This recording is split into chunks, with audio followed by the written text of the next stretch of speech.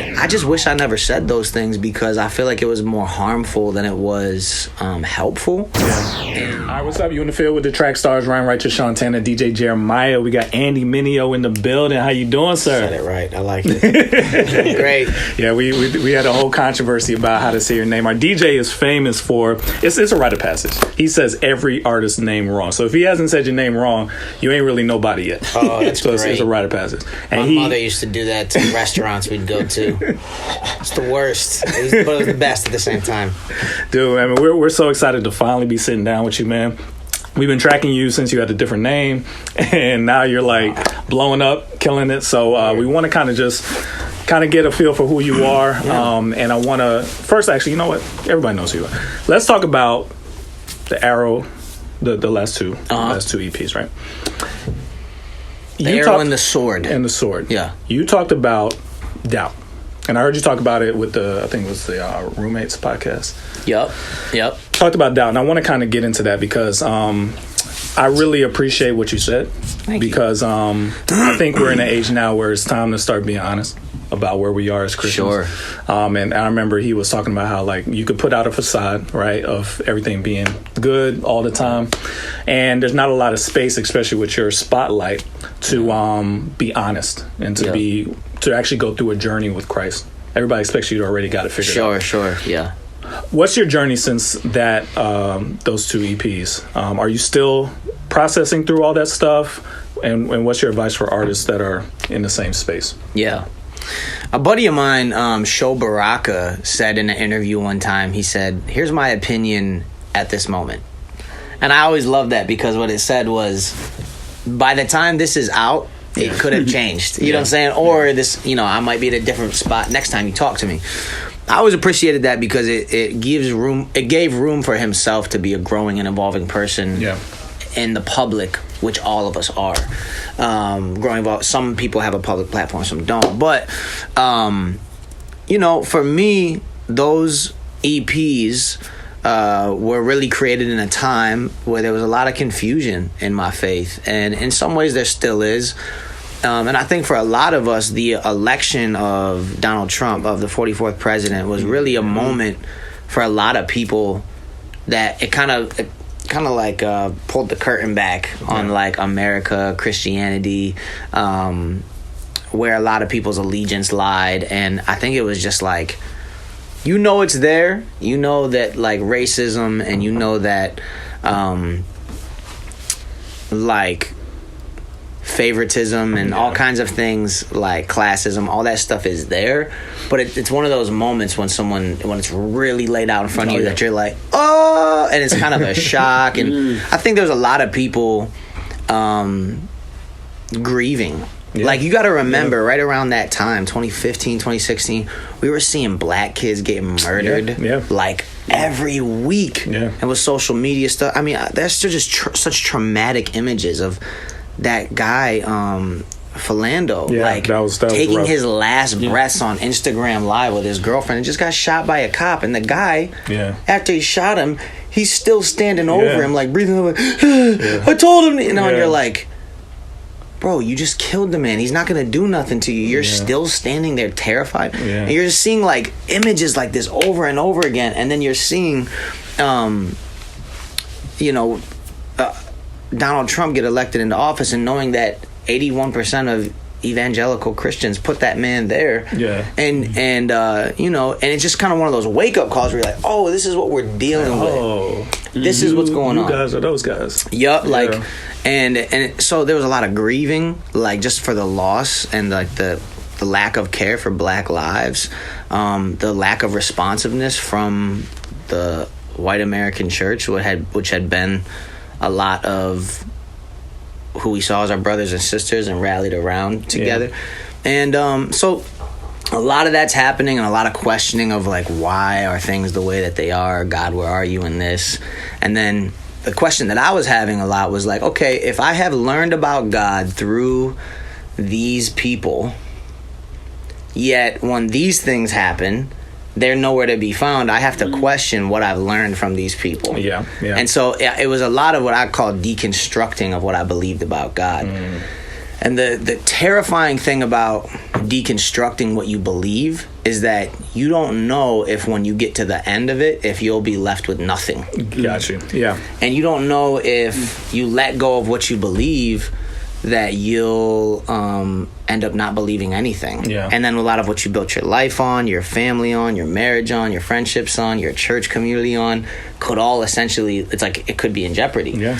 And so that's why, Kanye put out an album, the Ye album. Mm-hmm. And I remember it had just come out, and I was walking through the airport, I check out everything that comes out.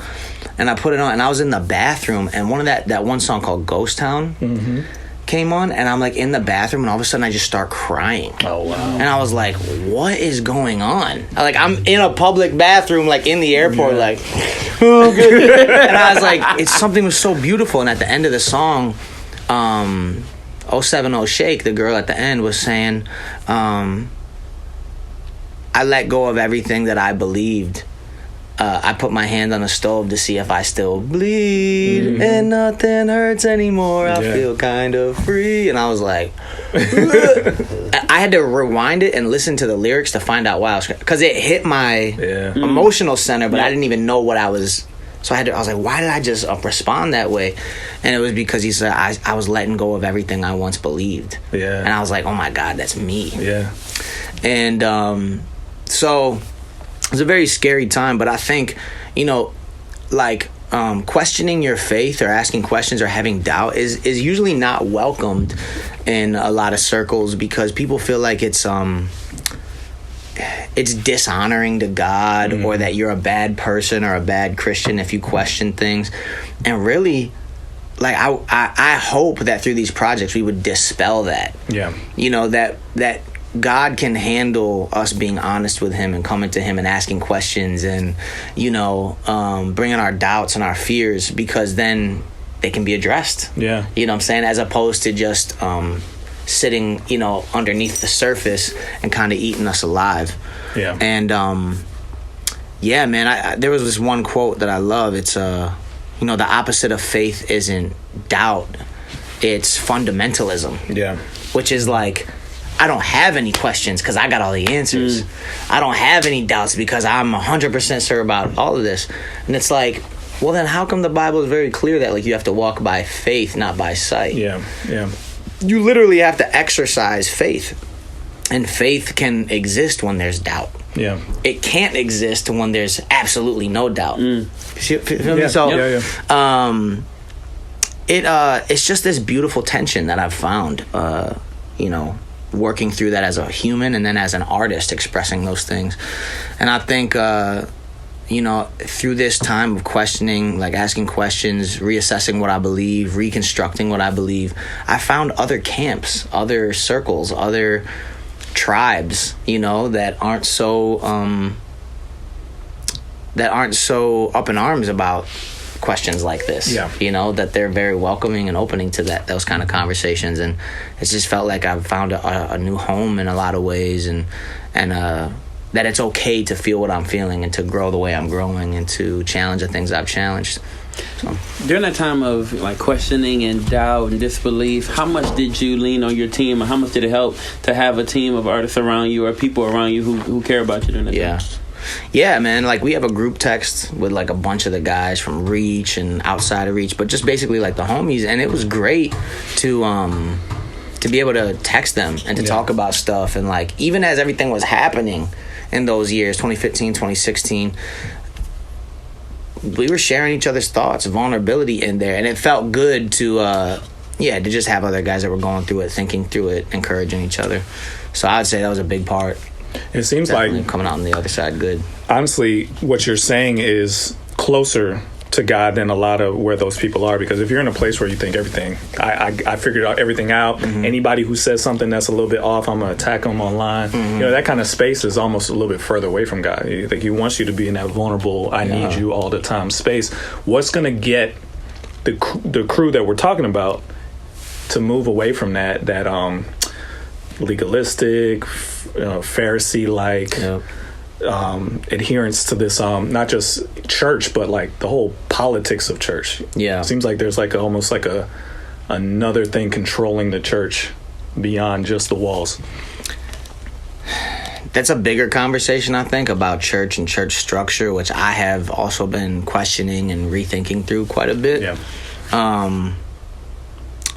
But that we probably need another podcast for that. But for me, what I think is,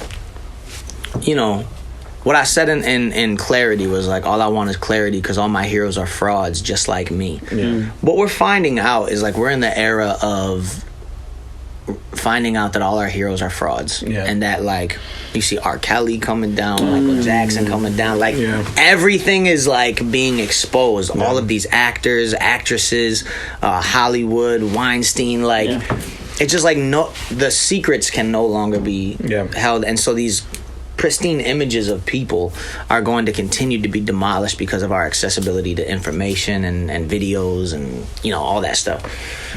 So what I've had to realize is like, all of my heroes are frauds. All the people that I've really looked up to, they're just broken people. Mm-hmm. And they're not these like glorified, like they have all the right answers like I once envisioned them. And that's why at the end of the chorus I turn it back on me, because all of my heroes are frauds just like me. Yeah. And I'm like, I'm no different from these people. And even if people look up to me, I mean, I've been saying this since Heroes for Sale. That's why I said like your heroes are for sale, because they can be bought. You buy into this concept of heroes, and there's only one hero, like true hero.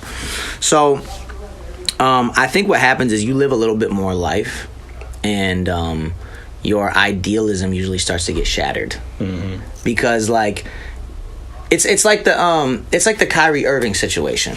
Okay. Right? Kyrie Irving. You perked up. I've been here the whole time. Honestly, it's like this. It's like Kyrie Irving is like, I carried us to victory. Yeah. LeBron. Yeah. I should be the number one guy. Yep. I should be the man. So I'm a change teams, and I'm gonna build my own thing. Okay. And then you get the phone call, LeBron, my bad. Yeah, I know. I didn't realize how much weight, how much responsibility, how much work. I didn't get it because I was just young. Yeah. And LeBron, the OG, is like, you know what I'm saying? He's been through it. He's seen.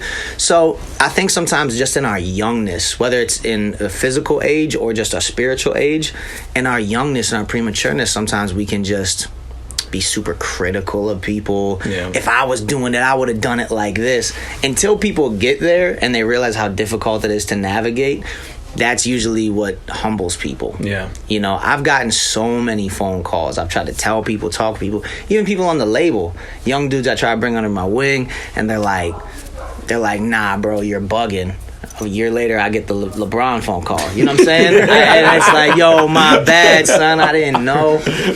Everybody is a armchair coach. Mm-hmm. Everybody could pop off on Twitter and talk about what they would do and what they wouldn't do, but you don't know those people's lives. You don't know. Mm-hmm. So I think life happens and you get humbled. Yeah, absolutely. And I think that's what contributes to that. And then there's another route that you could take, which is the Aaron Rodgers route, which is, I'm going to sit out and I'm gonna be patient and I'm gonna watch and I'm gonna wait and I'm not gonna be critical and I'm not gonna force myself to the front. And when my time comes, I'll be ready and I'll be humble to learn. And I like that approach a lot better. And I've seen a lot more wins with that. So what is it in front of you? Like, what are you looking forward to now? Because I mean, a lot of people that send music to us or whatever, they would love to be where you are. Sure. Right? And they look up to you as a guy. I mean, I have people in my head. What's the next mountain for you to conquer? Well, for me, like, it's been incredible to be a part of the Christian community, because when I started making music, I was like, I love God, I love hip hop, and I didn't have any places in the world that existed like that. And I found this community, and I was sharing my music, and people were like, we need more of this. And then Lecrae was doing it, and Ambassador, and all these other guys, and The Truth. And I was like, man, this is so cool. This is a little home, especially when you're looking for home, you're looking for an identity, you're looking for some of those things at that age, 18, 19, 20 years old. This was like everything. This was my world, and I'm so grateful for it because it gave me space to grow. Yeah. And this is even why I want to come and contribute to this, because this culture is so important for for people that are trying to find an alternative to like what's out in the world, and and even in my own like arrogance and my youngness, I made fun of this space. You know what I'm saying? I was like, nah, this is corny, and I just wish I never said those things, because I feel like it was more harmful than it was helpful. And I always want to challenge people towards excellence. I think we need to do stuff better and grow, but every time there's a new thing, a new genre, a new space or whatever, there's always those weird beginnings of like, we just trying to figure it out, and there's growing pains. But unless you invest, unless you give back, it's hard to see those things elevate. I think about stuff like Latin trap. It's like one of the biggest genres in the world right now, but if you listen to the early stuff of it, it was like, y'all are just stealing. Like, it's really low quality, bad. It's just like, but now it's grown and become a thing. So you want to I want to invest here, but I also want to take my fans with me into other spaces. And I think it'd be nice to see this grow to a larger audience, not just for fame, success, money, but because if you feel like you have a good message, a positive thing to offer the world, then I want it to be able to grow beyond just this space. And there's been a lot of confusion around that. People think that you want to disassociate yourself from being Christian, and it's really like, man, nah, everybody's gonna have their own mission. They're gonna have their own goal. Some people want to make music for the church, some people want to make music from the church. I think all of it's good, and for me, I would love to get into radio, mainstream radio. I'd love to be making records and collaborating with people outside of our space. And we've already started to do that, and it comes with the hits, the criticism and all that stuff. Like, why are you doing that? Why are you trying to, But I think if God is sending you to do that stuff, like, he'll give you the grace to do it as well. That's dope. And, I hope people would support and see the mission in that. Like, that helping that thing grow is helping more people be introduced to the music. I could tell you so many stories, man. Like when Lecrae did the record with Tedashii, how much criticism he got. But then when he's floating around to these radio interviews, and he comes into the radio station, and people are like, oh my God, bro, thank you for being here. Like, this stuff never happens, man. Like, people don't come into this space, and like, it's so refreshing, and he's getting to pray with people, talk with people. It's like, people don't get to see that. All they get to see is the music video and to criticize from Twitter. So, I just hope that people see the mission and help participate in it, as they already have been. Which has been great. Man, we have a million questions for you. We don't want to keep you too long, but I just want to know immediate future. You working on anything right now that we can get excited about? Any big changes coming? Anything at all that we can end off with a bang? Yes. Drop some news. More projects on the way. I'm actually, the reason why they're pressing me now is because I got to go shoot another thing that we're hopefully going to get ready to drop here real soon. And then working on some music for the summer as well. And so, actively, like, I don't know when this is coming out, but by the time this comes out, we'll make sure it gets in front of it. But 2 projects this year scheduled. And I'm heading to one right now to work on it. Thanks for sitting with us, man. We appreciate you, sir. For sure. And let's get back up and finish these convos. Absolutely, man. It's a big conversation. Thank you, guys. You in the field with the Trackstarz, Ryan Righteous, Sean Tan, and DJ Jeremiah. Let go. Hey, guys. Miracle here. Thank you so much for watching that episode. Make sure you go below, like it, subscribe, click the bell, and make sure you follow us on all forms of our social media. Also, check out our website and be sure you spread the word. We'll see you next time. We know not what we doing. Screw that, they know, let them have it, do it. Okay, I'm erratic, prove it. Never mind, got a mind that'll wind up with me in a lineup behind bars with these bars. Okay, my time's up. Team Freedom. We not through yet. All right. Trackstarz Music presents. Turn my volume up. Turn me off.